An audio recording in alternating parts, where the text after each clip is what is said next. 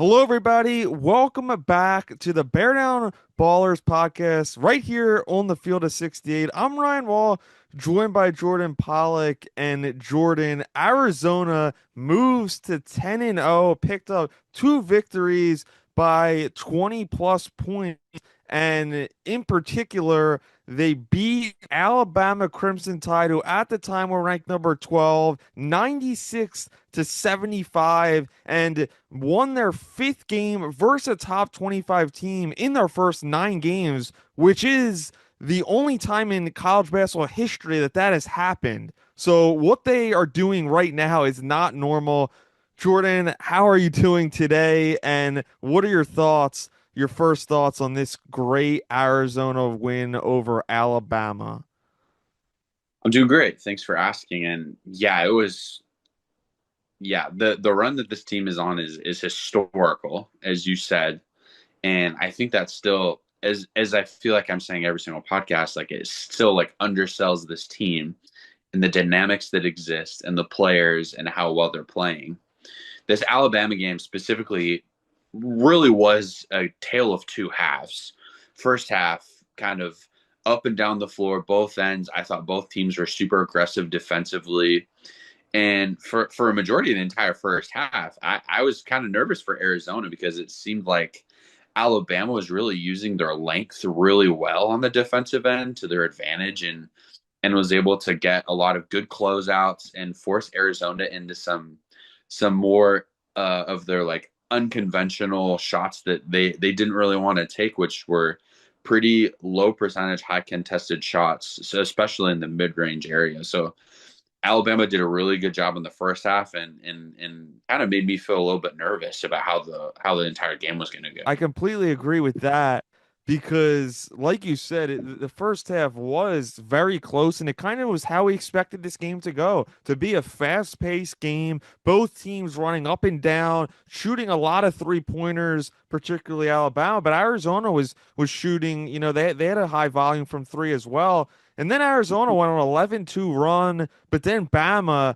closed out the first half very strongly. They had a 2 point lead heading into the second half. And it really just seemed like when you got to the second half, Arizona started to pull away because, and this is where I thought Arizona would do better, is because Alabama, they shoot so many three pointers, and when they don't fall, they don't have they don't have a ton of other ways that they score. They do have many great scores with LeBaron Philon and Latrell Wrightswell. They really are tremendous scorers, but I just think when you can shut down and limit their 3 point range, I really think that helps. But Jordan, the guy I wanted to get into, and I've been waiting to talk about, is Brayden Burries. This was the Brayden Burries game. 28 points, 7 rebounds, 11 for 19 shooting from the field, 5 3 pointers. This was his best game by far of his collegiate career.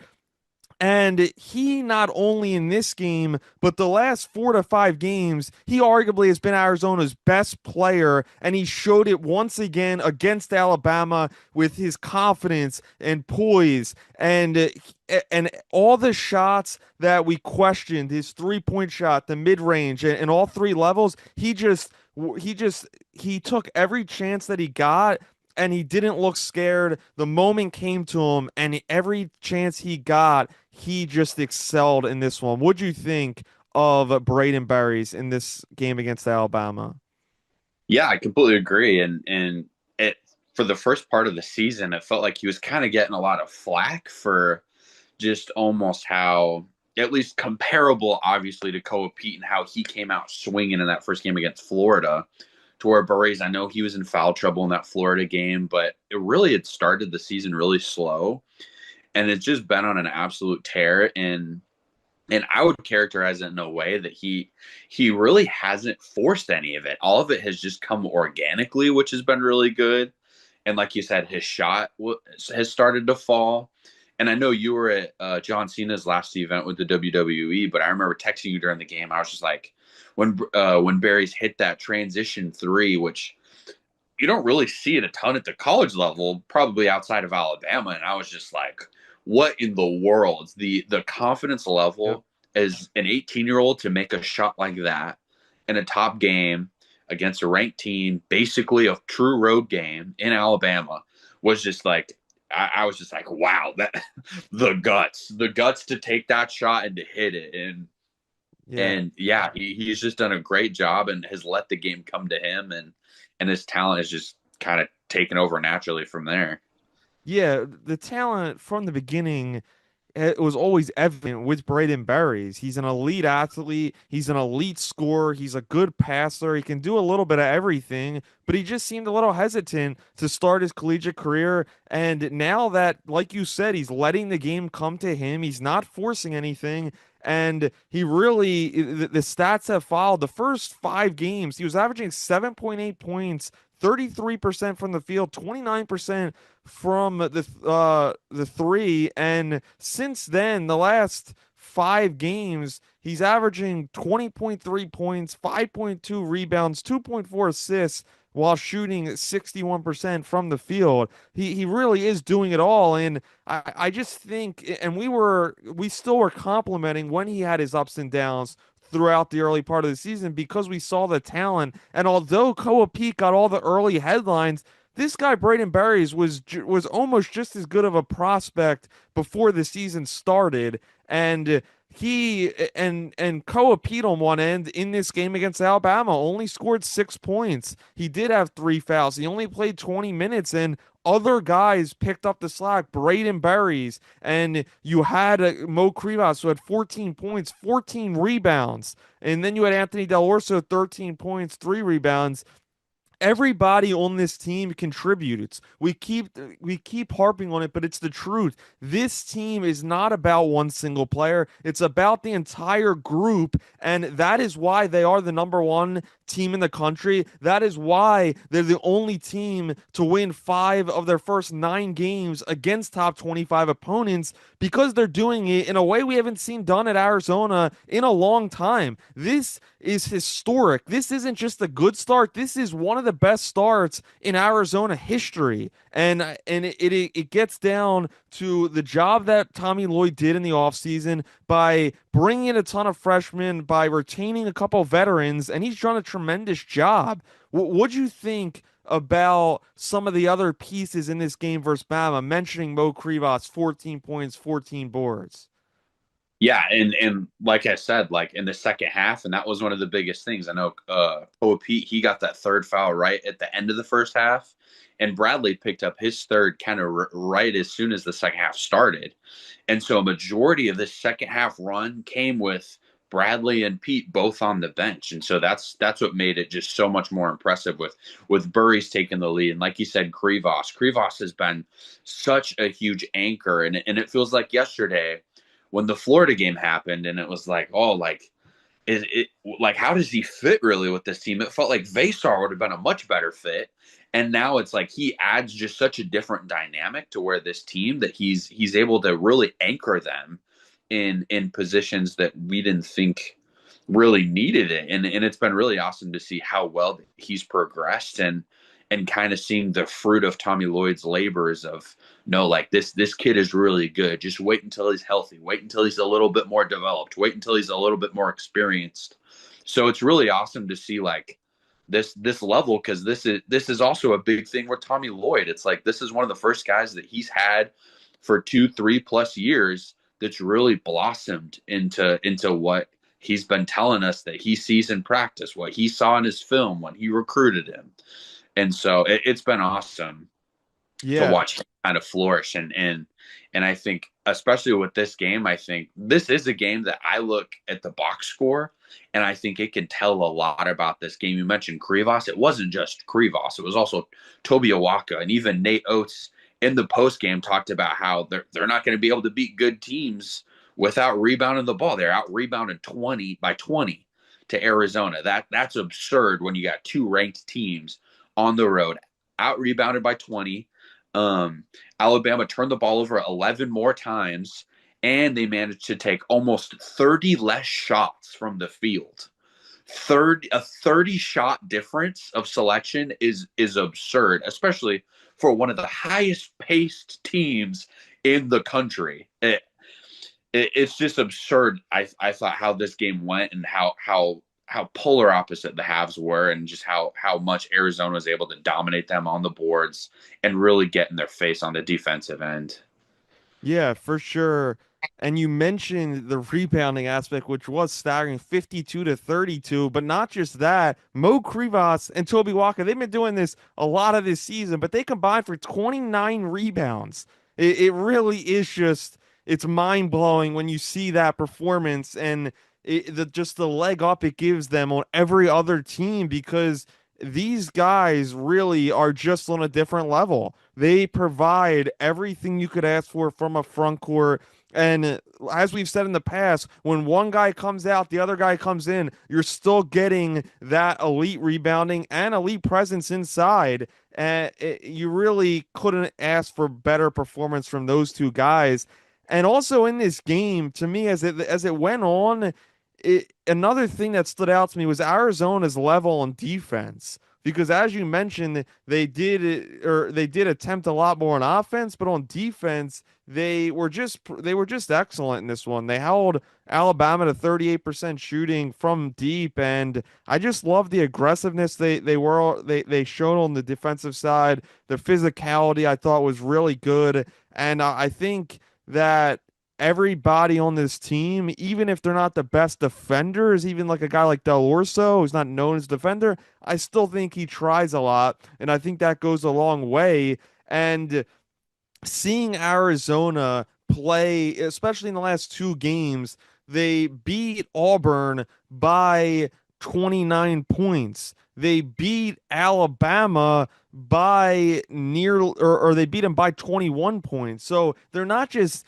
beating teams, they're not just beating great teams, they're blowing them out of the water. They're not even close. You're beating a number 12 ranked team by 21 points in their home state. That really just proves to me the level that this team is on. They really are just because they really are just on a different level. And I said this last week, but you know sometimes when you get to that number one spot in the rankings and you continue to climb the rankings, you got to continue to raise and elevate your game. And sometimes teams come up a little bit short, but not Arizona. They've moved up the rankings and their play has followed. I was just gonna say, and you talked about the 3 point percentage that they held Alabama to, which isn't a terrible number at 38%. Arizona also matched that and shot. I'm pretty sure this would be a game high for this season: 26 threes and 10 of 26. That's just great efficiency, especially for a team that really hasn't really shot tons of threes throughout the Tommy Lloyd era. And so I think a nickname I would give this Arizona team is like the Chameleon Wildcats, because they can just change up almost nightly and adjust completely to whoever they're playing, and their depth and the skill players they have and the size and the speed and the quickness. It just gives them so many different colors that they can change night in and night out and match up with whoever they really want to. Yeah, another guy I wanted to touch on here because he's another freshman that has flown under the radar a little bit, but he still deserves his credit because he's another guy that was a little bit unproven entering the year. Tommy inserted him in that starting lineup, had a rough start, but recently he's had 10 plus points in four of his last five games, and that is Ivan Karchenkov. This guy only played 24 minutes against Alabama, but 10 points, 5 for 9 from the field, 2 rebounds, 2 assists, 5 steals. This guy is really just an excellent player, a great addition to this group, and he's another guy that just does all the little things that we keep talking about him and praising him. And each game, he does not look like a freshman out there. He really is just a versatile player that Tommy could put in different spots, and he is just great. What have you seen from him so far, and or in this Alabama game? Yeah, I completely agree, and especially with the idea of him being in the right spots. And this is something I just thought of now, especially with how many more Euro kind of basketball players that we've kind of had an influx in the NBA and in college. And I think that has a lot to do with him just being able to be in the right spots because of the knowledge of the game that they play with over there. Just like they always have to be in the right space, because if they're a foot away from where they should be, offenses in Europe just are going to make a UCLA cut and get to the basket for a layup. So he comes with a base knowledge of he's got to be in the right spots every single defensive alignment, and that's led to him just practically being in the right spot, putting his hand up, one foot up in the air to get a tip steal for a layup, and I know he even had it in a few of them last night against Abilene Christian, and almost completely looks almost identical kinds of steals at times. And it's just because of his IQ and how he's just in the right spot at the right time. Yeah, well, let's get into their win against Abilene Christian because they beat Alabama 96-75 and they scored 96 points once again against Abilene Christian. They beat them by 34 points, and this was just another beatdown as they've beat up a lot of these lower level opponents. And this was another excellent performance by Brayden Burries. 20 points, 9 for 11 from the field, 2 rebounds, 2 assists, 2 steals. Just an excellent showing by him. He was one of 6 Wildcats to score in double figures in this game. What were your takeaways from this one? Yeah, definitely. And especially, like I said, the Chameleon Wildcats. One night they play against a team that's really high pace, shoots a lot of threes. They match them with 28. This game, Abilene Christian throws the ball down a lot more. Okay, we don't need to even shoot threes. They cut their 3 attempts in half. They shoot 14, make 6 of them for 43%. They shoot the ball even less than Abilene Christian did, but their percentages are just way too ridiculous, especially with their size inside, with how well they're able to attack inside. And it was just a lot of the same thing, especially you look at the rebounds and the assists. Those are huge for just winning basketball and a team playing unified together. Yeah, their defense is just spectacular. When it's not even just against the lower level competition, and mostly all the competition, they really are just excellent. They've held 9 of 10 opponents this season to 75 or fewer points, and 7 times they've held an opponent to in the 60s, so below or 69 or fewer. And this was another one, only allowed 62 points, and it really is just it's so fun to watch this team. It's what I gather from this game, and it was another just versatile performance where they shot 67% from the field, 43% from deep, and they were just taking whatever the defense was giving them on offense. And this was another spectacular performance. Out rebounded Abilene Christian by 15. Once again, they that is what this team is built on. They dominate the boards, get as many second chances as they can, and they capitalize on it more than not. And Brayden Burries, once again, is just he's such a smooth player, and he really can just do a little bit of everything. And even in this one, he only hit 1 3-pointer, but still had 20 points. He really is just competing on a different level, and I think he deserves. And he's starting to get more national praise as the season has gone on, and as he's continued to compete at a high level. But like I said previously, Koa Pete gathered most of the national stories for this Arizona team, but Arizona really doesn't have, to me, a sole and guy that's the clear-cut best player. Because if you look at this Arizona team, Koa Pete's averaging 14.3, Jaden Bradley 13.9, Brayden Burries 13.8. So it's not common you see that. There's not a clear-cut main scorer, but each guy of those top three can handle the load and be the best player any given night. Yeah, do you think it'll ever come to a point where that could be a problem of not having a clear cut guy? We've talked about this before the season started. I remember about could that be a downfall, and the more that they play, I'm not as worried because we've seen Jaden Bradley make so many buckets down the stretch in that role, and Brayden Burries hasn't had many chances in that role down the stretch of games because a lot of these haven't been close. But I think he has shown he's more than capable. So I think if you're looking for a guy that can make big shots, obviously Koa Pete is more of a post player. I strongly believe that Brayden Burries and Jaden Bradley are one of the best backcourts in college basketball. And I am very confident in big games, if they're close, that either one of those guys is more than capable of making the big shot. What do you think about that? Yeah, I think that's a great analysis, especially with how almost guard like how big of a matchup our guards are against teams. And like you said, Bradley kind of has been the guy in those situations. And so I think that's something you kind of ride high. But I feel like a lot of our conversations over the last few years with these teams is it's been like, especially before Caleb Love, is it was like, oh, like who, like if they're in a case where like they're looking around who's going to take the shot.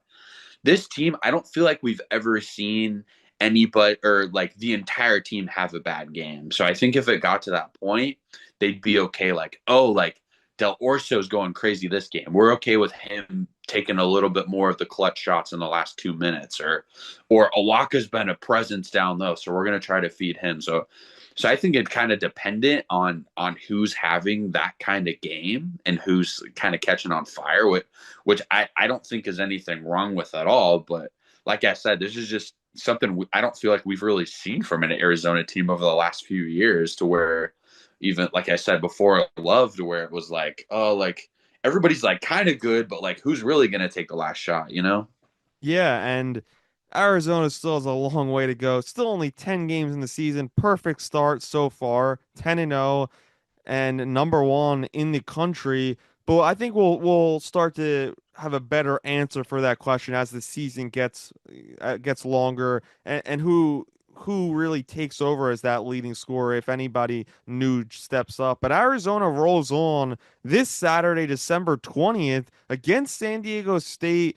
It's taking place in Phoenix, 10:30 p.m. Eastern time is the start time. It's on ESPN2, 8:30 p.m. local time, and they also play Bethune-Cookman on December 22nd. So two games in the span of a couple of days in the next few.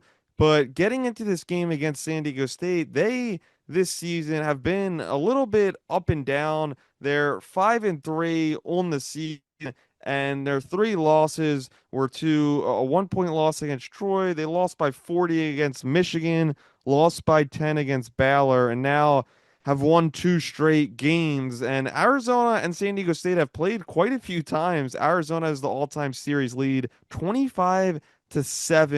The Wildcats have won five straight, with their last matchup coming back in November of 2022 in Hawaii. And the last time San Diego State beat Arizona was in 2011. And this is the first time the two teams are facing off in the state of Arizona since 2011. So a lot of neutral site games have happened. What are your first thoughts on this matchup between Arizona and San Diego State? Yeah, I don't feel like this is a great matchup for San Diego State at all. They don't really shoot tons of threes. They really focus, especially on their high percentage shots. If you look at pretty much a majority of their roster, they don't really have any like premier scoring guys, but it's a lot of guys that just are really efficient. And I think that really matches up really well with how aggressive Arizona is defensively, and how they just kind of pack the paint, and especially having Krivas and Pete and Owaka and how many shot blockers they have. I think it's going to be a really tough night for San Diego State and Phoenix. Yeah, San Diego State has been an excellent team in the last decade, and this feels like one of their worst rosters in the last decade to me. They only average a little over 81 per game, and they're led by BJ Davis, who the junior's averaging over 12 and a half points per game, but they only have three players averaging in double figures, and their top three leading scorers are all guards, so they are a little bit of a smaller team. So I do think that their best players are all guards, and I think that Arizona has shown they could shut down a guard-heavy team before, so I think they could do that. The one thing Arizona needs to be on the watch and on the lookout for is San Diego State is an elite three-point shooting team, over 40% this season, which I think that could give Arizona some trouble in this game. but I'm not too worried about this matchup. Arizona has just shown time and time again that when they face big level opponents, and San Diego State's not by any means on the level of their past opponents, they really just take it to the next level. And yeah, I just think that San Diego State, I just don't think is going to be ready to match Arizona offensively and is going to be able to slow them down because San Diego State, as I mentioned, they've came up short in three of their four kind of power games this season. So yeah, I think Arizona is going to win this one. The line's not out currently, but I think Arizona is going to win this one by 10. What do you think about it, Jordan? Yeah, I think I would definitely agree with you. I wouldn't be surprised if this line is right around 9.5, 10.5. I think Arizona probably gets a double digit win in this one, especially playing in Phoenix and probably in front of a pretty big pro Arizona crowd. Yeah, I would expect a lot of Arizona fans there, as they normally show out very well when they play anywhere in the state of Arizona. So, yeah, we both think they're going to win this game against San Diego State. And if Arizona wins this game, then they only have two more games left, and they're against smaller, lower level competition before 2026 comes. And the next time that Arizona plays a team that has two or fewer losses is January 14th against ASU. So there's a chance that Arizona, if they could win their next six matchups, then they could be 16 and 0 facing Arizona State, which would be a joy to watch. Any other final thoughts, Jordan, before we go today?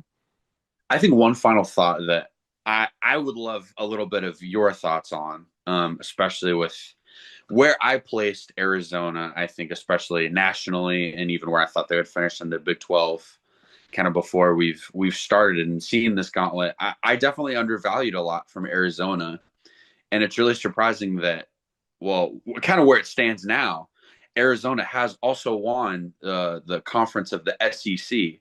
As the last few years, the SEC's pretty much been dominated by Auburn, Alabama, and Florida, and Arizona with a clean sweep kind of tells me that Arizona should already get an automatic bid for the NCAA tournament, winning the SEC. So I don't know how you feel about that, but I think that's pretty interesting take.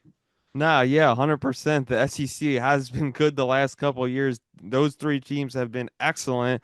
Yeah, Arizona just every time they face a top team, they really just pass with flying colors, and especially recently against the last two SEC teams, they really have just put it to them and showed that they're not on their level. And yeah, I think this Arizona team I think they're gonna prove even us wrong because I think they're gonna find a lot more success in this Big 12 schedule because right now there's only two other teams, there's three teams, Houston, BYU, and Iowa State in the top 10, all three talented teams. I can't wait for those three.